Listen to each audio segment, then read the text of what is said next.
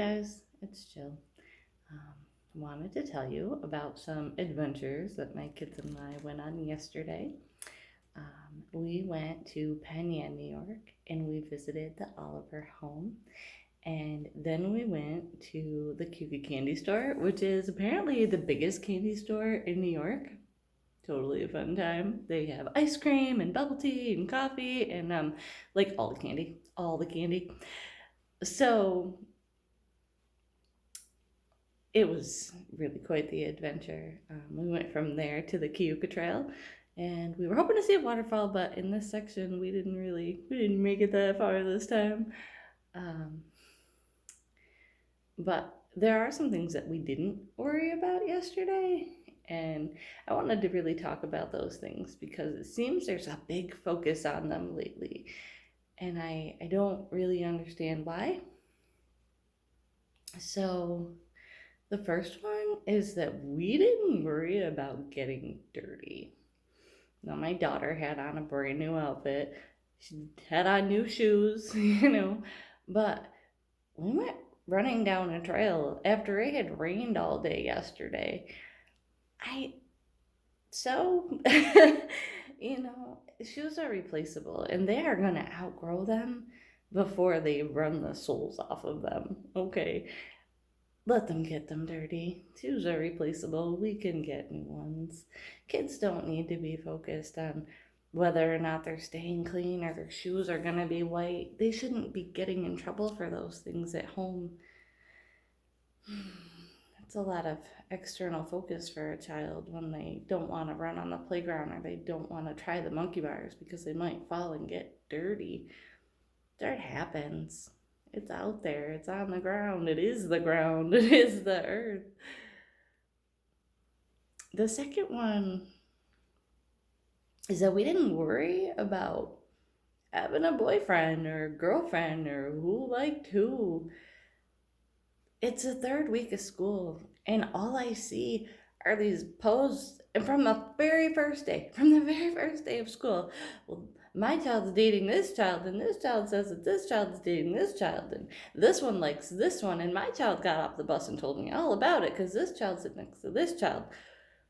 Why? Why are our children seeking so externally already? Why do we teach them to, chase the ponytail and chase the cute boys? I don't understand it. It's really maybe an explanation for why we don't have too many women running empires or too many really successful male entrepreneurs. I see a lot of us falling off more and more, and it's really, really hard. Kids don't need that stress. Don't put that on them. Don't make them think that they need somebody else's validation or that they need to have a boyfriend. It's really not a status symbol for your kindergartner or your fourth grader to have a boyfriend or a girlfriend. Let them be kids. Let them be kids. The third one is really hard because the third one kind of hit me like a ton of bricks. Usually when I go adventuring, I take kids that aren't my own.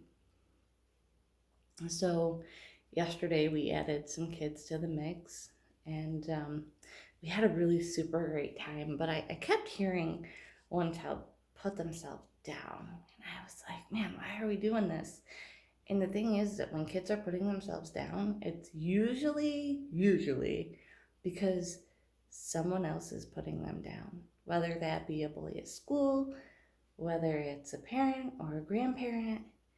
And I'm not accusing, okay? I think that maybe sometimes we're not consciously aware that teasing our kids about things, especially things that they can't control or situations that we created for them, is detrimental to their mental health. Kids need reassurance and validation.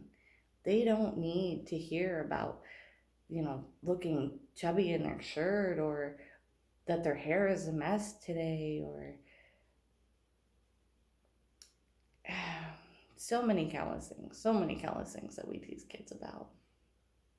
Even their mental health. We tease kids about their mental health when they have no idea what that even means.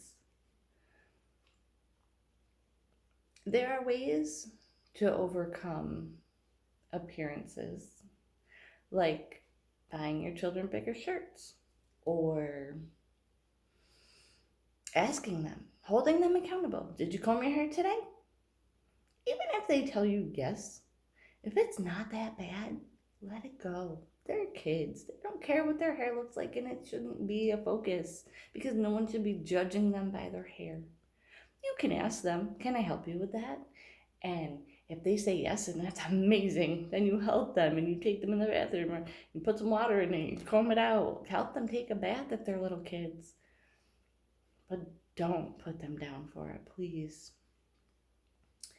They're bullying one another at school. Well, again, where are those behaviors learned? When my son was in the 3rd grade, he had a little boy who would come over and just take stuff off his lunch tray and walk away.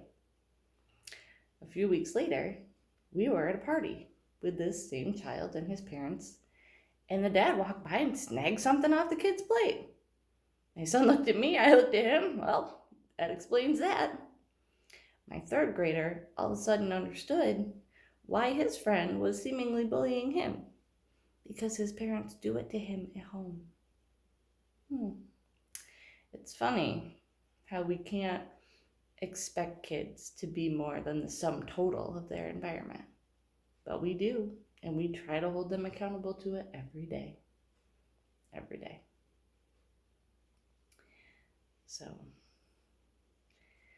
please ask yourself what's important. And really try to focus with your kids on the things that matter. Their shoes don't matter. Their pants don't matter. Their hair doesn't matter. They need to seek internally. They need to feel happy. They need to feel fulfilled. They need to feel loved. They don't need to feel ashamed. They don't need to feel angry. And there are so many ways that we can combat those things by assisting them ourselves, but also by making sure that we're properly teaching them nutrition.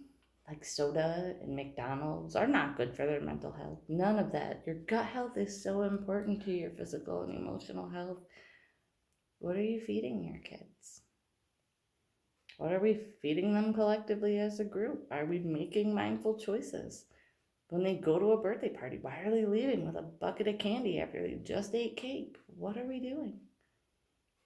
I don't know. I don't know, and I'm not saying that it's wrong, but I'm going to tell you it's not helpful. And the only reason I know that is because I witness it. I witness it every day with these kids, and I can't. It hurts me physically when I hear kids put themselves down, when I realize that they're struggling, and the people who are supposed to be helping them are the ones that are causing the detriment. And we all do it. There is some area of all of our lives where we are hindering more than we are helping our kids. That is why it takes a community. But I also don't know where we find that community, because we are really, really good at the bullying and the putting each other down and the separating. I don't know. Maybe you guys have some suggestions. Let me know. Hit the comments. I'll see you later. Thanks for listening. Peace and love.